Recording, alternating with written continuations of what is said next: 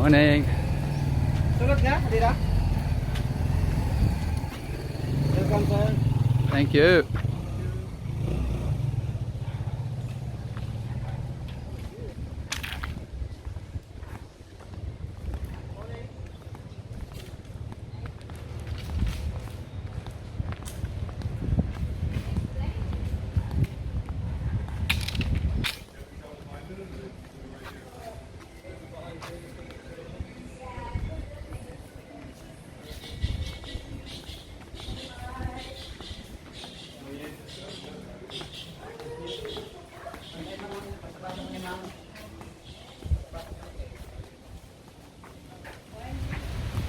And we have Emilio after a good swim.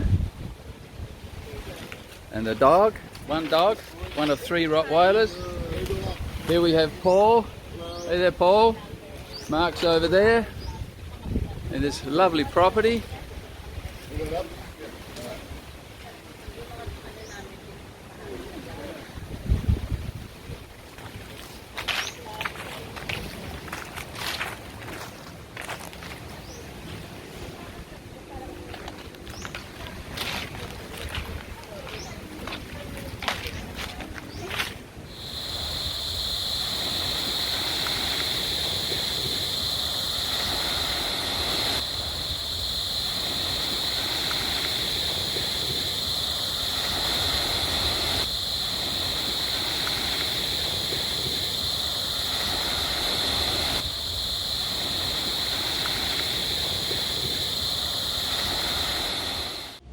Well, hello everybody, welcome back to the show.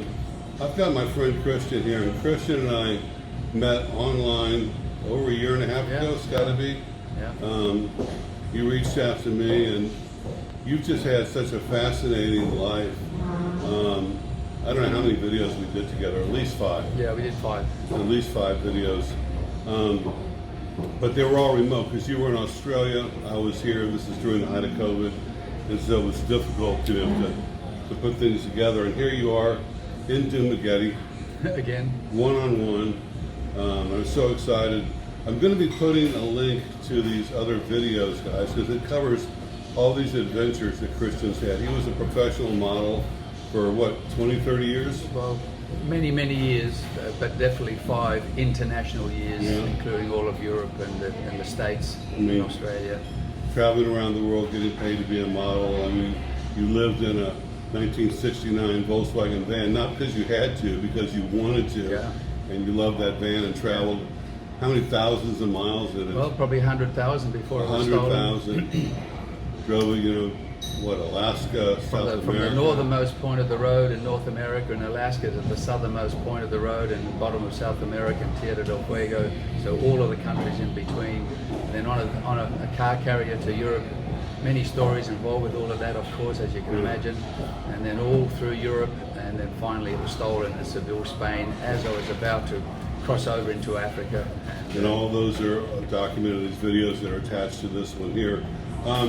Because the van got stolen. See, I didn't understand this when you and I were interviewing before. I knew the van got stolen, and we kind of left it there. The van was stolen, that's it. You went back to Australia, and you never saw it again, which is true, you never saw it again. But you told me yesterday that they found the van the next day. Yeah, they did. After I'd purchased a $2,000 US one-way ticket back to Australia. Which is a lot of money back. This is in what year? Where was this, 80-something? 1990. Yeah, so that's a lot of money. It was a lot of money, yeah. And so you were stuck, like you'd already bought the tickets, your van's found, and I guess you just felt like, what do I do? Ready to let it go. Yeah, and of course I wasn't thinking straight as a result, rationally.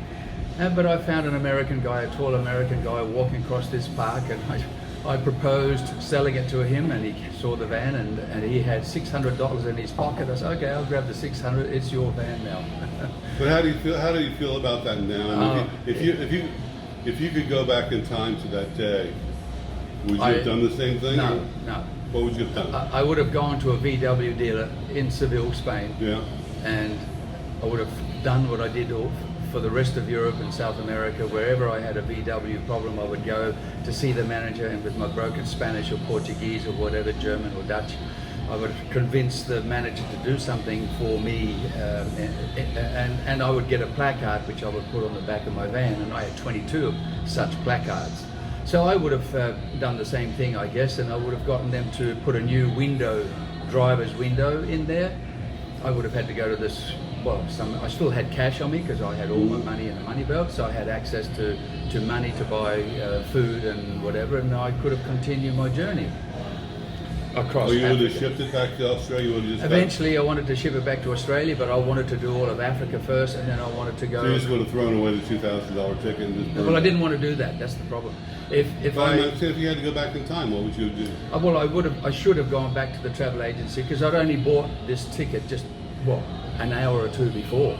Well, they might have changed it. And said, If they would have given me back my $2,000, then I could have gone or to even a voucher, and I could have, or even a voucher. Yes, then I could have continued the journey. Mm. But I'd been in the van for 2.5 years, and I was missing the coming summer months in where I live in South Australia, which is a pleasant experience always. And I guess I was hankering to go home for a while and have a break. And so I guess the combination of all of that, and so that's what I did. We were talking earlier, and I was talking to your son about this yesterday. Have you ever just thought about this, getting on the computer now, or hiring somebody and just trying to find that van and getting it back? Only since you brought it up yesterday, but no, I never ever thought of. It'd be fun just to know where it is. I mean, you could go that far without spending any money at all. Yeah. And then looking at what it would cost to buy it or get it back. Yeah. Well, I don't have any idea at all of the VIN number. I just had these. But you registered in California when you bought it, so it's got to be in the record somewhere. Yeah, I mean, everything's in a computer database somewhere. And I would imagine that one of my pictures, because I took so many pictures of the van in these shots, and there must be a picture that shows clearly what the registration plate number is. Never thought about it. And as I just mentioned to you... Yeah, that's right. You got pictures of the license number. Because you're a photographer. Yeah, I took lots of shots. There's got to be a picture of the license plate number, definitely. which would go right to the vendor. Yeah, I'd never thought about it. So, but I will do that when I get back to Australia, and I'll give that a shot. And as I was mentioning to you before, I got an heirloom from my grandfather, this beautiful pocket watch, and I had that stashed in the back of this van. Let's not talk about that. Yeah, so something I want to find that van and get that. Yeah, well, it'll be great to find the van again. I've certainly dreamt many times of recovering that van, and I'm deep into a dream, and there it is. I'm meeting these people, and then, that's my van. What are you doing with my van? And then I wake up. But I just think it'd be so cool to find it. Yeah, it would be. It would be. Yeah. So, you say how old are you now? 70? 71. 71, and you're obviously in great shape. Have you ever had any health problems or anything? Or nothing like prostate that? problem, enlarged prostate. I've had that sorted out. So apart from that, I'm pretty good at the moment. I hope to stay in good health for many years. I do my daily stretches and exercises. I don't drink or smoke. You don't drink at all? Well, I drink like with you last night, something like that. But I don't go to the pub. I was never allowed to go to the pub. You used to do cigarette commercials, right? I did cigarette commercials, and I made enough money to pay for my house from cigarette ads, but I never smoked. That's funny. At one point, close to being the Camel cigarette man, the international Camel man, well, back being a male model back in, say, I guess the height of your career was 1980s, early 80s. How much did a model make back then? In New York, they could make $1,200 US a day. Wow. Back then. That's a lot of money back then. Yeah, it was. Wow. Now, did you have to pay taxes in America? Yes, I paid taxes, and I'm now getting a pension from the US because I paid my taxes there. Social Security? Yeah, Social Security. Luckily, I kept my Social Security card. I had it all these years, and as soon as I turned... So you had like a green card to work? Or I was trying to get the green card, and I paid $1,000 to a lawyer to help get the green card, and his charge was $4,000. Whoa. Yeah. That was back in $1982, and I gave him $1,000 up front, and in the process, well, things happened, and I left the US and I went to South Africa to work there, and so I lost that $1,000, didn't get my green card, and because I had an American girlfriend at the time, and we split up, and And so, well, eventually I decided to. So how did you get the Social Security number to get to the base? Well, the thing is, when I was in Milan, I met an agent from New York, from Wilhelmina Models, and he said, "Oh, I'd like to see you in New York, and if you do come to New York, I will organise for you to get an H1 working visa." Oh, okay. And that's what I got. And every year I'd have to renew it. So the agency organised because I had a different look to many of the other guys there, so I had something unique enough for them to make that effort. And so through that process, I tried to get the green card and to allow myself to live. Because at that point, I wanted to live in the States. It was a good time living in the US in the early 80s. Yeah, not bad, especially being a model. Yeah. And Wow. I did some great jobs in the US. I was flown to Idaho, to Utah, Dallas, and then to Ecuador, and I got to read a lot of books about the US, and I saw the Rockies. It's a stunning continent. I love North America. And you also model in Europe as well? Yes, I did all of Europe. Principally Milan, Zurich, Hamburg, and then I joined other agencies. But in those places, I made quite a bit of money. Now, a lot of models, men and women, they transition into acting. Have you ever done any acting or thought about When that? I first arrived in New York, I thought I'd give that a shot, and I joined these acting lessons in Greenwich. But well, you had to do acting lessons, and we had a one-bedroom apartment on Riverside Drive on the 8th floor, overlooking the Hudson River, and I didn't want to impose on my girlfriend that I had to do these preparatory acting lessons. So after a few weeks, I stopped going. You didn't have the interest. And then I also took speech lessons to try and learn how to speak American and drop my Australian accent. So I made the effort when I first arrived in New York, but eventually I just did the modelling. And the good thing was, initially the first 8 months I was just taking the tube to all of these various locations around Manhattan.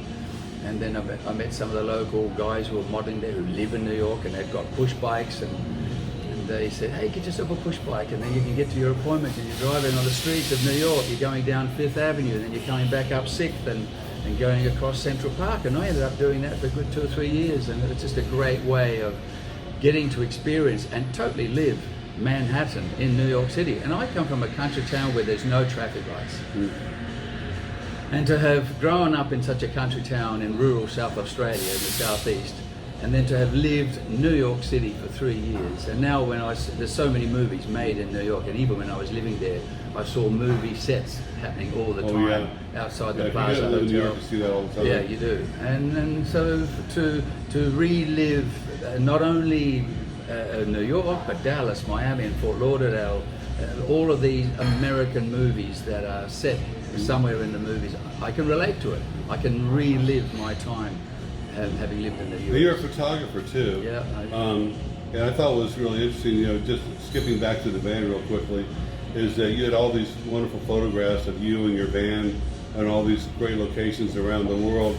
And somehow you managed, like when you were in Brazil, when your van was all broken down and needed parts, you show up at the main factory in Brazil and talk to like the marketing manager and trading photographs and whatever. Basically, you got your van rebuilt for free, not just for once, Twice.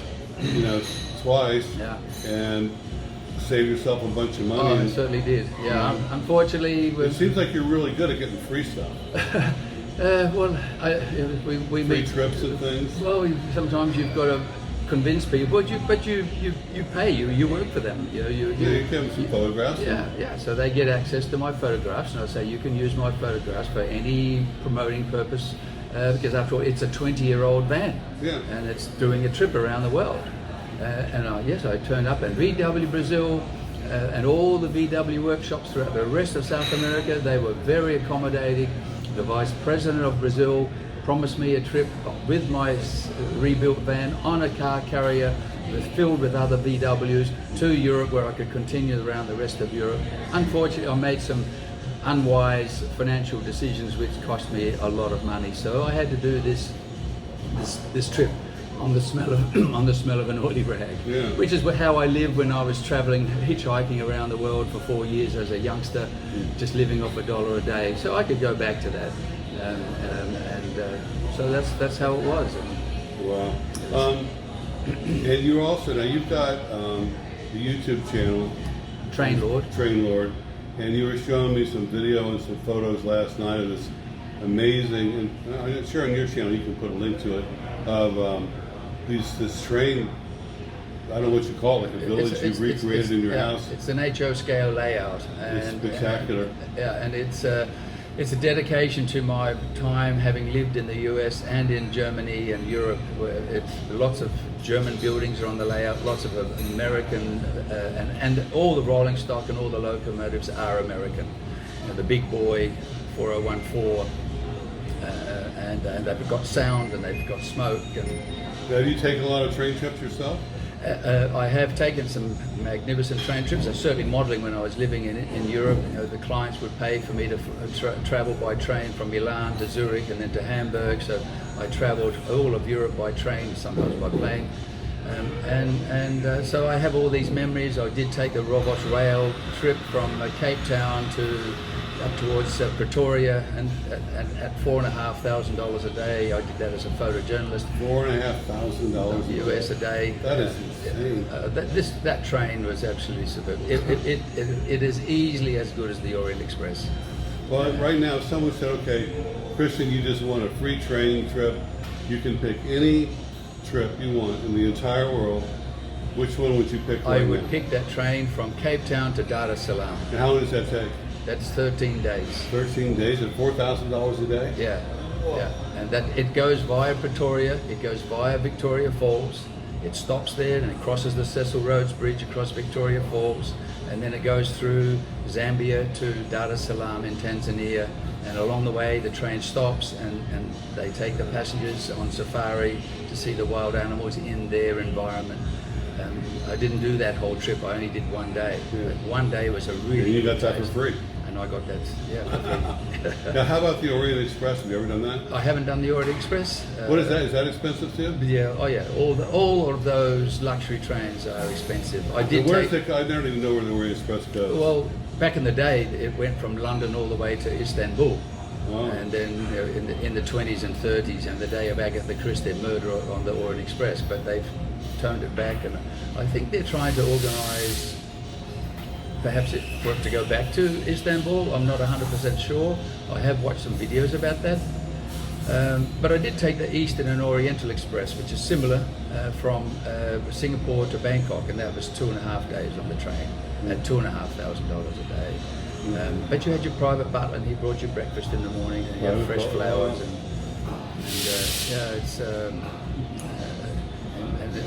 It must be so much better than traveling by an airplane and stuff, and even when you're living the experience. And even when I was traveling in Europe, and the clients were paying for me to go by train, for example, from Milan to Zurich, when the clients are paying, they would pay, and I'd go first class. Wow. But even going first class, I had my own private compartment, but no butler, no flowers. You were just going first class. So it pales into insignificance when you're paying to go on these luxury trains where you've got your private butler and your flowers, and they bring you orange juice and breakfast into your room, and they prepare your bed at night with the chocky on the sheets. And the people who are wealthy. Americans don't realize that, like in Europe, how efficient the trains are. Very efficient, yeah. I've done a few of them, On time. just inexpensive ones where you buy the Euro Pass for like 40 euros. It's good for like a whole month, and you can hop on any train you want. Yeah. And I remember when I went from, I think it was Civitavecchia to Rome, and you get on the train, and it has like 5 stops along the way, and there's a clock, and it says arriving in 1 minute, 2 minutes. I mean, on the button. Yes. On the button. Yeah. Even Italy is organised now, because in Even 1980 Italy, the Italian trains were still 2 or 3 minutes late. In Switzerland, right on time. Yeah. But now with It's so much more better efficient. than driving, so much better than planes. I would like to have crossed the US back in the days of the California Zephyr in the 30s, 40s, 50s. Now that it's Amtrak, it's just not the same. Yeah, I've heard it's just not that great. I took Amtrak many times from New York to Wilmington, Delaware, where my girlfriend came from, so we did that once a month. It's like a Greyhound bus. It was like a Greyhound bus. Yeah. But to have done it in the days of steam engines, with New York Central competing with the Pennsylvania Railroad and for business and to make it ever more speedier, and in the end they could go from New York to Chicago in 16 hours, scooping up water along the way. And there's lots of videos about that. That would have been interesting. Well, didn't it used to be like in the late 1800s, mid 1900s, that if you had your own railroad car, they had to let you hook onto the train for free, something like the Vanderbilts and the rich people had. They had their own car. They would have had their own car. Those guys would have had their own car. And they just like hook up and cost them nothing. Yeah. Well, they owned the railroad, those types. And so, yeah, it's an amazing story, the American Railroad. And America became big because of the timing of the pioneers going across the US in old Conestoga wagons. I remember reading books by James Michener, Chesapeake and Centennial, that gives vivid descriptions of how this occurred, plus the history that I've read on the US. It's a fabulous time, and the Canadians followed suit with their transcontinental railroad. And Australia too, for that matter, they had a transcontinental railroad. There used to be, especially on the east, there were trains that went from everywhere. Everyone was connected by train tracks. And then, I can't remember if it had anything to do with autos or cars or highways, but they came in and started buying them up and ripping them out. Yeah. And there was less and less, and you had to have a car. Yeah, yeah, and that happened throughout the UK. UK had branch lines to all these little villages, and Thomas the Tank Engine. But many of these branch lines, and now at least they are reviving many of them. The UK has dozens of restored steam engines, and the public are travelling on them. And there's lots of people who dedicate themselves to videoing, and they travel around the countryside to get these awesome shots of these steam engines in the Yorkshire moors, for example, and all this steam coming out. I've been watching lots of these videos. I have a 75-inch TV at home, and it's like being in my own cinema and watching these steam engines. And the US as well. And in Germany, there's lots of steam engines. Well, the trains that are out there now, they're basically electric, aren't they? Isn't there a big engine? It's basically a big generator. Yeah.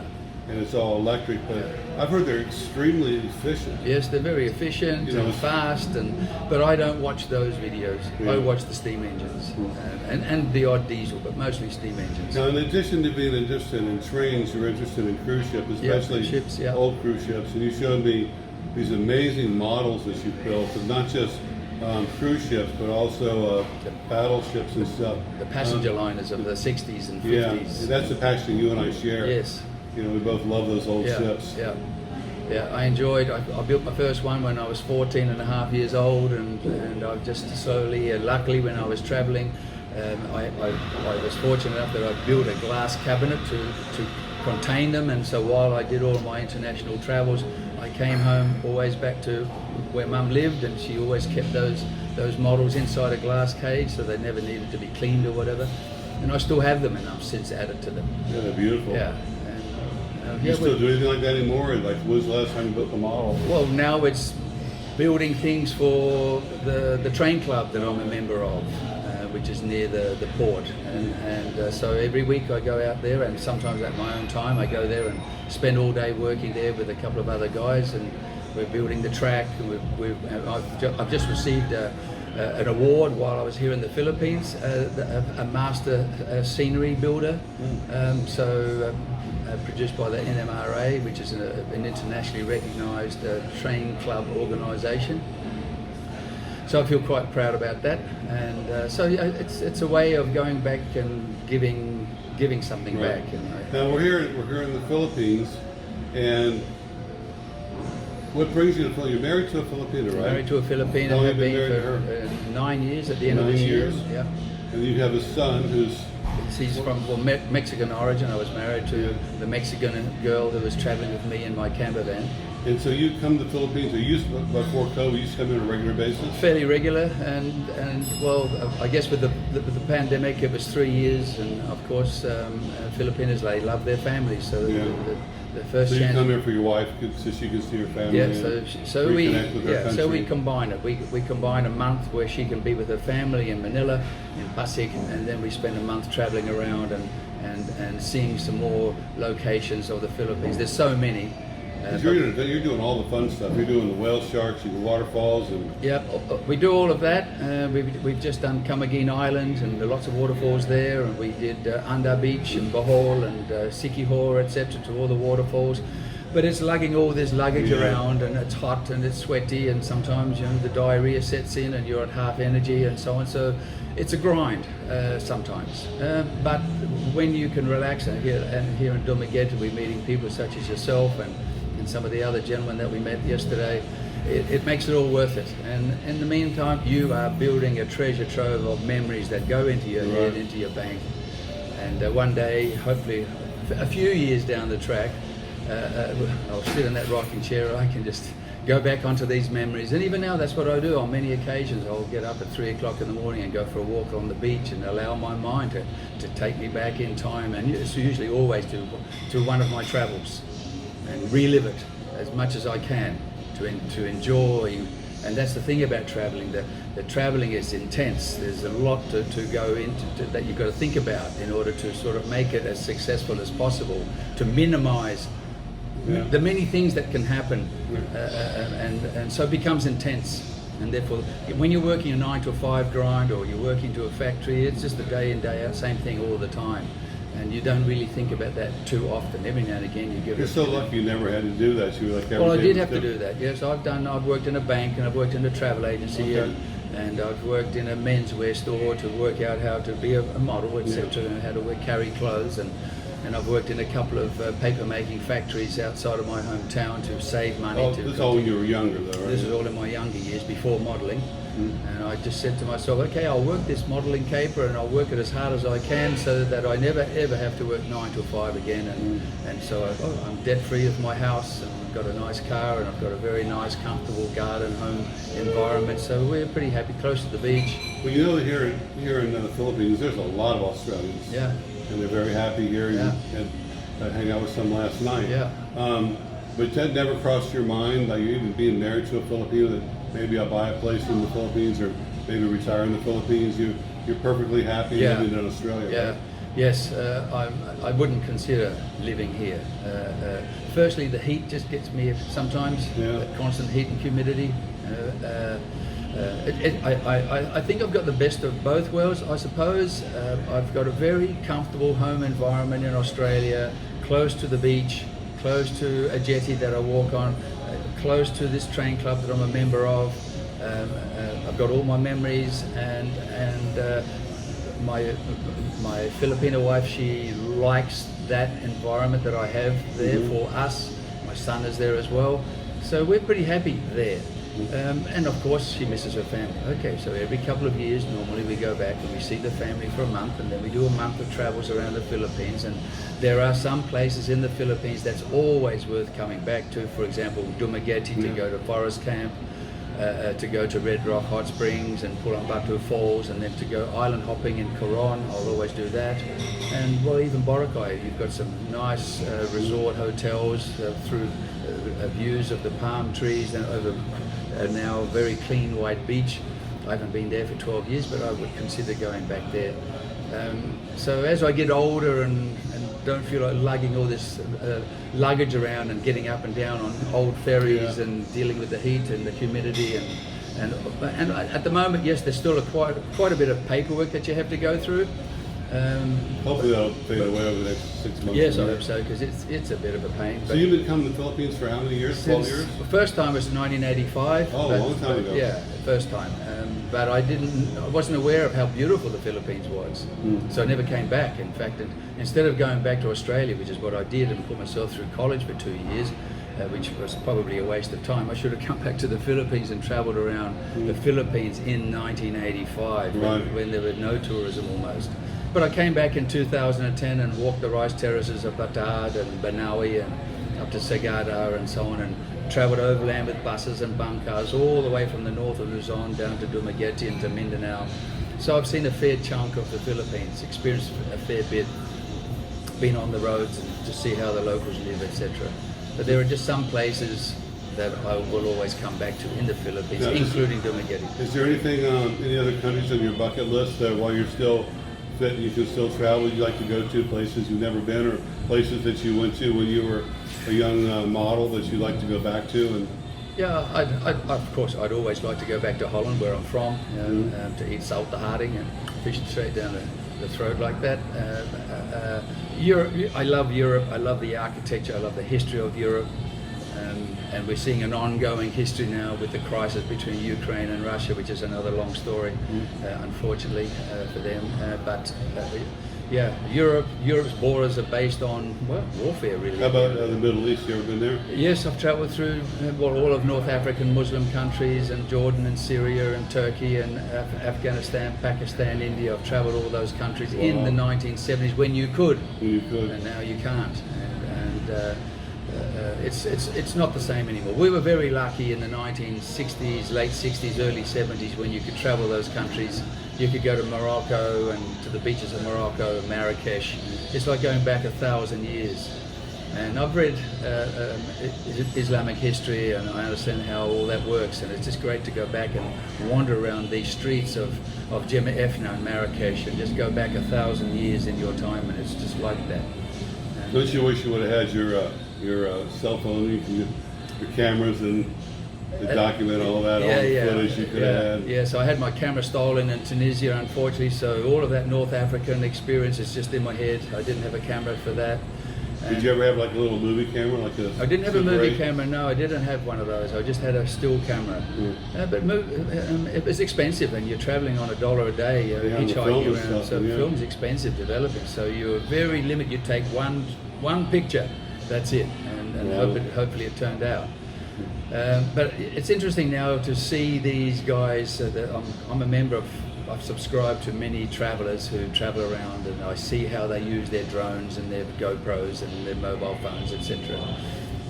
And they do some awesome work, and they've worked out how to work the market to the point where they're traveling internationally successfully, and some have gone from backpacker status to staying in first-class hotels. My friend Justin did it. Yes, well, yes. I first subscribed to you when you were interviewing Justin, and I still remember when he left Africa and crossed Africa, and then he went to Estonia, I think, and spent time there. And while he was telling his story, I thought, I've got to. I think I made some comments to you because I said I've lived that kind of life, just differently, but I've lived that form of life. I was fortunate that I was able to transcend into another form of life and still travel, but as an international model, which is very different. Because when I was hitchhiking, you avoided the cities because they cost money. So as a model, I was able to live those cities like Milan, Rome, Paris, etc. He was working odd jobs like at hostels and things like that. And well, I worked on sailing ships. I worked on the River Rhine barges in Germany for nearly a year and a half, sailing up and down the River Rhine and its tributaries and sailing past castles. Well, I think about that many times. It's an absolutely great experience. Well, thank you so much for sharing some more of your life with us, and I hope we get to do this again sometime. And it's just been fascinating interviewing you. And make sure you guys check out the link that I'll put in here with all the videos I've done with Christian over the last year and a half. There's some incredible stories there. So thanks a lot for your time, guys. Really appreciate you watching. We'll see you next time. Thank you.